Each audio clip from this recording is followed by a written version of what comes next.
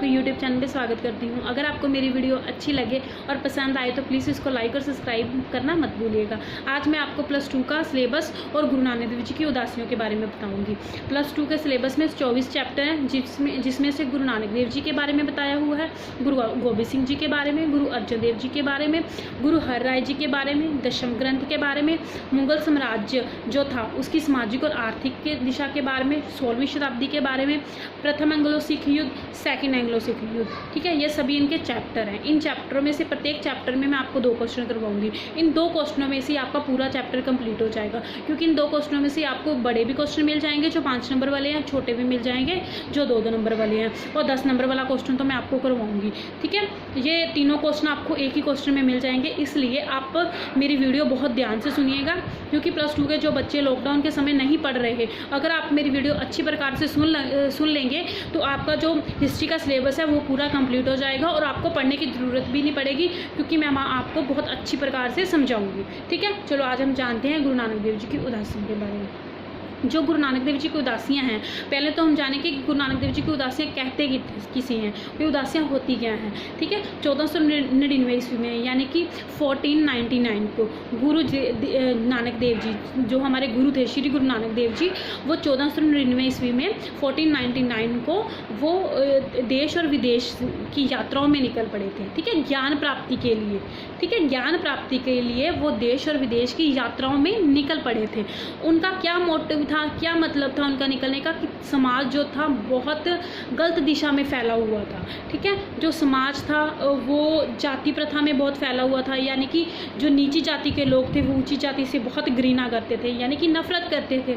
ठीक है, जो पंडित थे, जो ब्राह्मण थे, लोगों को सही रास्ते पर लाते थे, वो खुद ही भटके हुए थे। ठीक है, जो समाज की दिशा थी वो बहुत दयनीय थी, बहुत ख़राब थी। स्त्रियों की दिशा बहुत ख़राब थी, स्त्रियों पर जुल्म हो रहे थे, उन पर सती प्रथा वो प्रथा होती है जब किसी का हस्बैंड या किसी का पति मर जाता है तो वो उसकी पत्नी को जिंदा ही उसके साथ जला दिया जाता था, उसे सती प्रथा कहते थे। ये प्रथा चल रही थी, जाति प्रथा चल रही थी, बाल विवाह चल रहे थे, कन्या विवाह, छोटी आयु में जिस बच्चियों का विवाह कर देते थे, कन्या विवाह चल रहे थे। ठीक है, इन्हीं प्रथाओं को, अंधविश्वासों को, लोगों को जो भटके हुए थे राह से सही रास्ता दिखाने के लिए गुरु नानक देव जी ने यात्राएं की। जो उनकी यात्राएं थी, इन्हीं यात्राओं को उदासियों का नाम दिया गया। ठीक है, ये जो उनकी 1499 की उदासियां थी, ये उदासियां उनकी 21 साल चली थी। ठीक है, ये 21 साल उन्होंने यात्राएं की थी। ये तीन उदासियां थी उनकी।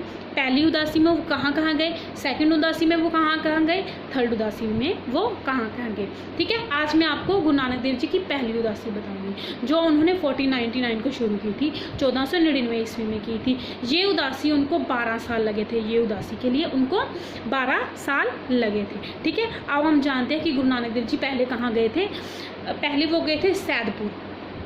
ठीक है, पहली उदासी उनकी थी सैदपुर, यानी कि पहले वो गए थे सैदपुर में उनके साथ क्या हुआ था। सैदपुर में उन्हें एक मलिक पागो और एक पाई लालो, ये 2 आदमी थे। ठीक है, जिनका नाम था मलिक पागो वो था जो अमीर आदमी था, तो सेकंड कौन था, पाई लालो, जो तो गरीब आदमी था। ठीक है, गुरु नानक देव जी ने जो मलिक पागो था उसने गुरु नानक देव जी को संदेशा भेजा कि आप मेरे घर आकर रोटी खाएं या खान पान छकें, लेकिन गुरु नानक देव जी ने उनके घर नहीं गए। वो कहाँ गए, वो गए पाई लालो जी के घर पे, जो गरीब आदमी था। पाई लालो जी ने कहा कि श्री गुरु नानक देव जी आप मेरे घर आए हो, तो मैं तो निमाना हूँ, मैं तो छोटा सा आदमी हूँ, आप मेरे घर कैसे आए हो, आप मलिक पागो जी के घर क्यों नहीं गए। तो गुरु नानक देव जी ने उसको बताया, मतलब उसकी भी रोटी पकड़ी और जो मलिक पागो था उनकी भी रोटी अपने हाथ में पकड़ी, यानी कि जो अमीर आदमी था उसकी भी रोटी हाथ में पकड़ ली,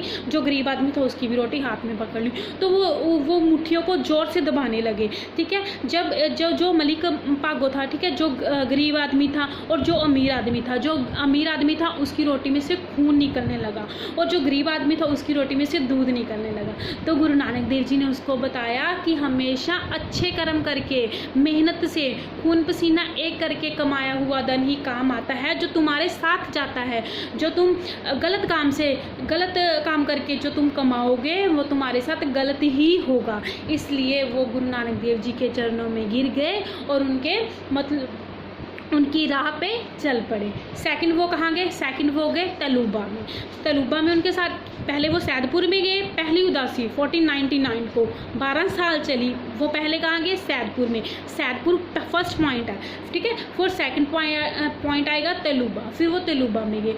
तलुबा में उन्हें एक सज्जन ठग मिला, ठीक है। सज्जन ठग मिला जो कि बहुत मतलब गलत आदमी था, ठीक है। वो क्या करता था, वहाँ जो यात्री आते थे, ठीक है, जहाँ वो यात्री आते थे, वो यात्री दिन के समय तो उनकी बहुत हेल्प करता था, उन्हें बहुत उनका बहुत मान सम्मान करता था, ठीक है। और रात के समय उनको मारकर उनका सामान सब ले लेता था और उनमें नदी में फेंक देता था उनको, ठीक है। वो गुरुजी को भी ऐसा ही करना चाहता था। और उनके जो फ्रेंड थे, ठीक है, जो उनके मित्र थे, गुरुजी के भाई मर्दाना जी जिसको बोलते हैं, जिनको कहा जाता है गुरु नानक देव जी और भाई मर्दाना जी, उन दोनों के साथ भी ऐसा ही करना चाहता था। जब रात को गुरुजी ने अपना सिमरन किया, ठीक है, भक्ति की, तो वो भक्ति भाव से देखकर गुरुजी की वो मोहित हो गया और गुरु के चरणों में गिर गया और गुरुजी से माफ़ी मांगने लगा। गुरुजी ने उसको माफ़ कर दिया। वह गुरु के राह पे चलने लगा और अच्छे कर्म करने लगा, ठीक है। ये था सेकंड पॉइंट।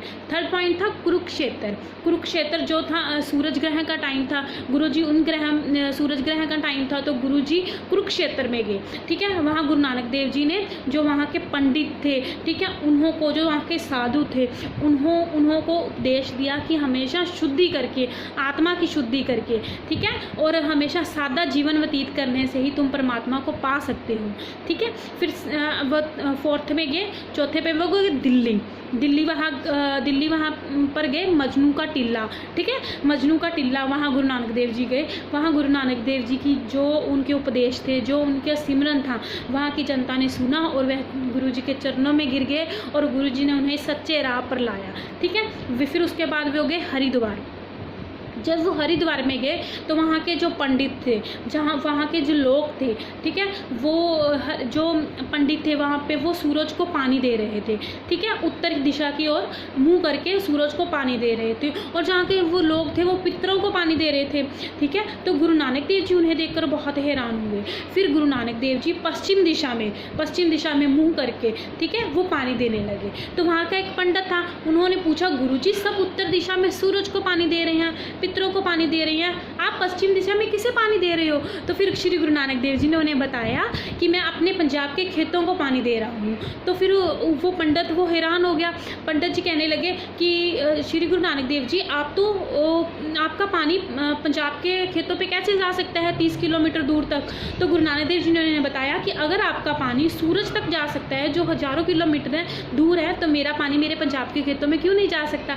इसी बात को सुन के पंडित जी वो गुरु के चरणों में गिर गए और क्षमा मांगने लगे और गुरु जी की राह पे, सच्चे सुच्चे राह पे वो चल पड़े, ठीक है। उसके बाद गुरु जी गए गोरखमता में, ठीक है।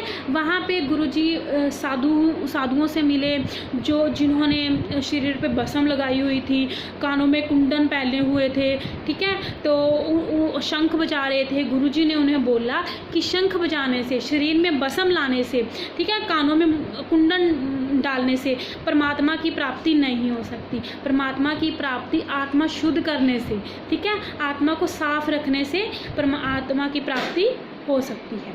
उसके बाद गुरु जी के बनारस, ठीक है। बनारस जो सिद्ध जोगी थे वहाँ के, वो जो बनारस में से जो सिद्ध जोगी थे, वहाँ का एक सिद्ध था जो गुरुजी को मूर्ति पूजा के बारे में बहुत उसका वार्तालाप हुआ, गुरुजी के बारे में, मूर्ति पूजा के बारे में। तो गुरुजी ने उन्हें सच्चे सुच्चे राह पर लगाया और वो भी गुरुजी का भक्त बन गया और सच्चे सुच्चे राह पे वो भी चलने लगा। उसके बाद गुरुजी के कामरूप जो कि असम में है, ठीक है, कामरूप गए जो कि असम में है। वहाँ की जादूगरनी, ठीक है, नूरशाही, जादूगरनी नूरशाही अपने हुस्न का जलवा दिखाकर गुरुजी को अपनी ओर मोहित करना चाहती थी, पर गुरुजी ने उन्हें सही रास्ते पर लगाया, अच्छे रास्ते पर लगाया, अच्छे कर्म पर लगाया, जो कि वो भी गुरुजी के मतलब चरणों में गिरकर गुरुजी से माफ़ी मांगने लगी और वे सच्चे सुच्चे राह पर वो भी चलने लगी। उसके बाद गुरुजी कहाँ गए? लंका, ठीक है, वह लंका गए। लंका के राजा तो जो थे, ठीक है, लंका के राजा जो थे वो गुरुजी के भक्त बन गए। गुरुजी की जो